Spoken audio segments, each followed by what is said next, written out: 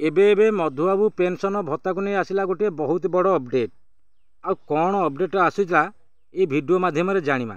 आउ जानिमा पई वीडियोटी लास्ट पर्यंत देखंतु, आपण माने संपूर्ण जानि परिबे।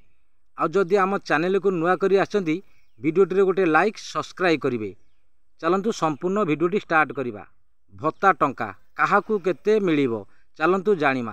काहाकू मिलिबो 3500 टंका, काहाकू मिलिबो 3000 टंका, काहाकू मिलिबो 2500 टंका। सरकार विधानसभा बहुत बड़ घोषणा करछंती।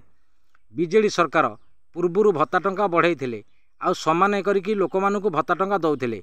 एबे आम प्रिय मुख्यमंत्री श्रीजुक्त मोहन चरण माझी बहुत बड़ घोषणा करछंती।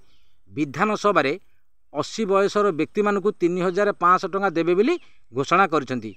आउ 80% दिव्यांग भिन्नक्षम मानकू मध्य 3500 टंका देबे बोली घोषणा करछंती।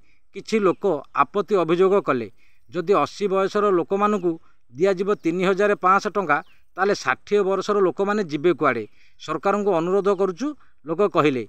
आउ सरकार लोक अनुरोध रखी विधानसभा घोषणा कले समस्त की ये भत्ता टंका समान दियाजिबो। बीजेपी सरकार इलेक्शन पूर्व जहाँ प्रतिश्रुति देइथिला ताहा एबे सबु पालन करुची। आउ बीजेपी सरकार कहितला जदि ओडिशा रे बीजेपी सरकार आसे चाषी मानक पई धान क्विंटल प्रति 3150 टंका वृद्धि करिवे। एबे 3150 टंका वृद्धि करछंती राज्य सरकार श्रीजुक्त मोहन चरण माझी। केंद्र दब 2350 टंका, राज्य दब 800 टंका। एमती धान क्विंटल प्रति 3150 टंका वृद्धि करछंती आम प्रिय मुख्यमंत्री श्रीजुक्त मोहन चरण माझी। आउ कालिया योजना ना परिवर्तन करी एबे सीएम किसान योजना बाहर करछंती आम राज्य सरकार श्रीजुक्त मोहन चरण माझी।